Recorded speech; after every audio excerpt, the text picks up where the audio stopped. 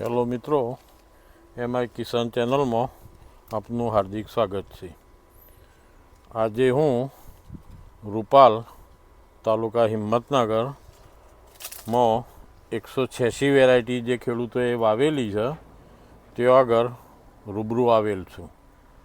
મને જાણવા મળેલ મારવાડી વેપારીઓ પાસેથી કે રૂપાલમાં આ વર્ષે જે એગ્રીમા કંપનીનું 186નું વાવેતર કરેલું એ વાવેતરના અમે પપૈયા તોડવાના ચાલુ કર્યા એટલે અમારી પાકેલો માલ મંડીમાં મોકલીએ છીએ તો ત્યાં આગળ રિજેક્ટ થાય છે.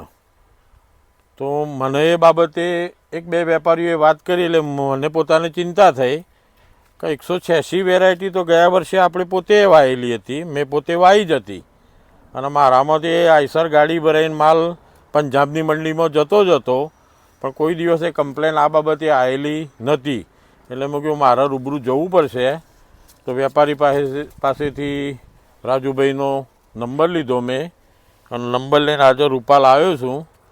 તો હવે એમનો રૂબરૂ મળ્યો. મારા એ વેપારી મારવાડી વેપારી હતા, એમની જોડે વાત થઈ કે અમે માલ મોકલીએ છીએ રૂપાલથી મંડીમાં, તો કાકા મારો માલ રિજેક્ટ થાય છે.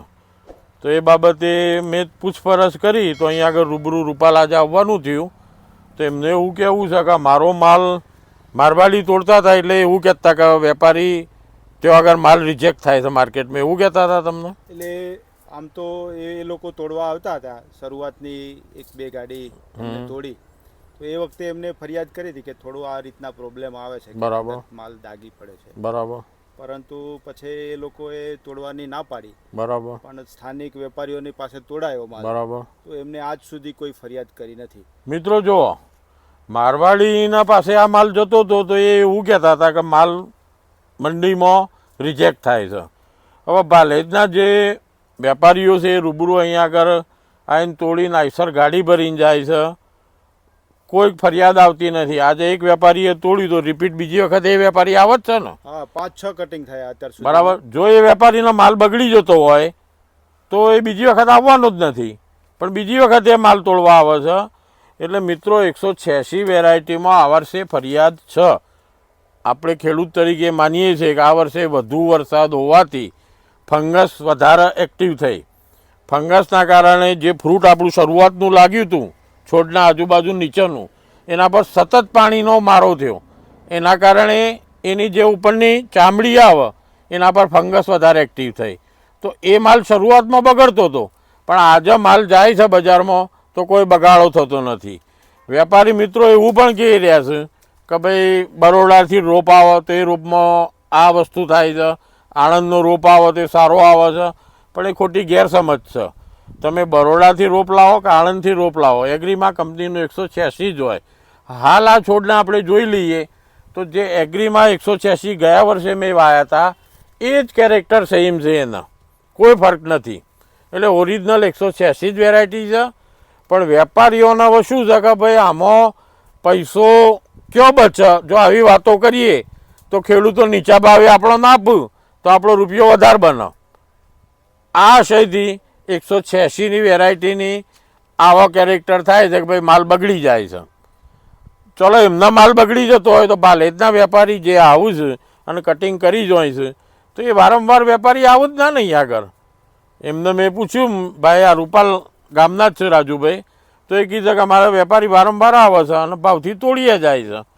એટલે 186 વેરાયટીમાં એવી કોઈ બાબતે ગેરસમજ ખેડૂતોના હોય તો એ તમને જો કદાચ કોઈ વેપારી આવું કહેતા હોય તો મારો નંબર મૂકેલો જ છે, તમે મારો કોન્ટેક કરજો, તમને ભાલેજવાળા વેપારીઓનો હું કોન્ટેક કરી આપીશ. પણ આવું વેપારી કહી અને તમે નિરાશ ન થઈ જતા. તમારો માલ 100% બજારમાં ચાલવાનો જ છે. અમારી જોડે 70 એકરનું વાવેતર છે, એમાં 30,000 પ્લાન્ટ 186ના છે.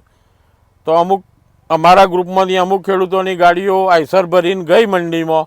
છેલ્લા મેં વેપારી જોડેથી સમાચાર લીધા કે ભાઈ આપણી ગાડી ગઈ હતી, એમાં કોઈ આવો ફોલ્ટ આવ્યો હતો? તો અમારી 3 ગાડી ગઈ, તો 3 ગાડીમાં કોઈ કમ્પ્લેન આવી નથી.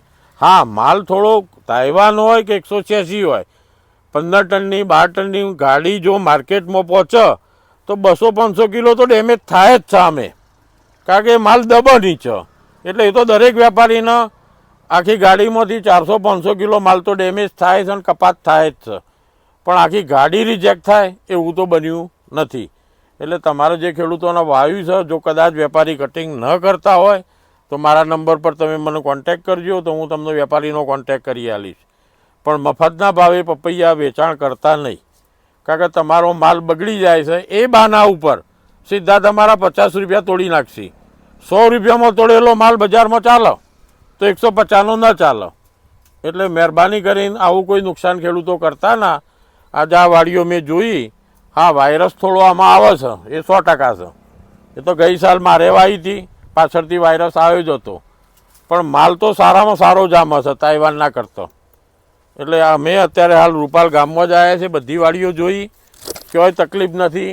અને તમારા ઘેર તમે જો વાવેતર કરેલું હોય તો પટ્ટીવાળું પપૈયું કાગળમાં વીંટીને તમે 3 દાડા રાખજો. જો એના પર કાળા ડોસ પડશે તો આપણે સમજવાનું કે ડિફોલ્ટ છે, પણ બિલકુલ પીળું હોય તો એ કમ્પ્લીટ કહેવાય. અને માર્કેટમાં એવું જ નીકળવાનું છે.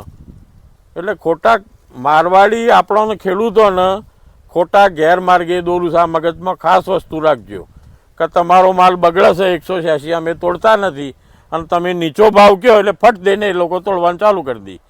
એટલે તમારા આવો કોઈ પ્રોબ્લેમ થાય તો મારો કોન્ટેક કરજો, આપણે બીજા વેપારીઓનો તમને કોન્ટેક કરી આપશું અને સારા ભાવથી તમને વેચાણ પણ કરી આપશું. તો મિત્રો તમે જુઓ આ સળંગ વાડીમાં ફ્રૂટિંગ 186નું તમે જોઈ શકો છો. છત્રી પણ જુઓ તમે, માલનું સેટિંગ પણ જુઓ. હવે જુઓ મિત્રો, તાઇવાનમાં એ ઘણો ફરક પડે છે. અહીંયા આગળની વાડીઓ મેં જોઈ તાઇવાનની, તો એમાં ફ્રૂટિંગ જે વર્ષો પહેલાં આપણે 2-3 વર્ષ પહેલાં વાવતા હતા, જે શરૂઆતથી નીચેથી ફ્રૂટ લાગતું હતું, એ આજે તાઇવાનમાં નથી લાગતું. હવે તાઇવાનના ઓપ્શનમાં એક 186 વેરાયટી છે, એક 15 નંબરની વેરાયટી છે, એક વેલકમ વેરાયટી છે. આ વેરાયટીઓ આપણા એરિયામાં ચાલુ છે અને કોઈ તકલીફ નથી. ગયા વર્ષે 50 એકરનું વેલકમનું વાવેતર કરેલું, એ વાડીના મેં ડેટા લીધા હતા, તો એમાંથી સારામાં સારું ઉત્પાદન ખેડૂતને મળ્યું હતું. એટલે 15 નંબર વેલકમ આ વવાય, વેરાયટી ખોટી નથી. અને જો 15 નંબર વાવવું હોય તો મહેરબાની કરીને તમે ગુજરાતના રોપા લેતા નહીં. હું તમને સ્પષ્ટ કહું, છેલ્લા 3 વર્ષનો મને અનુભવ છે કે ગુજરાતના રોપા લઈએ એમાં 15થી 20% નળ નીકળ્યું છે. મહારાષ્ટ્રથી આપણે રોપા લાવીએ તો એમાં 2% જ નળ નીકળ્યું છે. એટલે 15 નંબરને કોઈને વાવવાનું થાય તો આ વસ્તુ ખાસ ધ્યાન રાખજો તમે. મિત્રો અમારી ચેનલને તમે જોતા રહેજો, સબસ્ક્રાઈબ કરતા રહેજો. આ બાબતે કોઈ કોમેન્ટ હોય તો અમને કોમેન્ટ પણ કરતા રહેજો. અને પપૈયાના લગતા કોઈ પણ પ્રશ્ન હોય ગમે ત્યારે એની ટાઈમ મારા નંબર પર તમે ફોન કરી શકો છો. જય જવાન, જય કિસાન.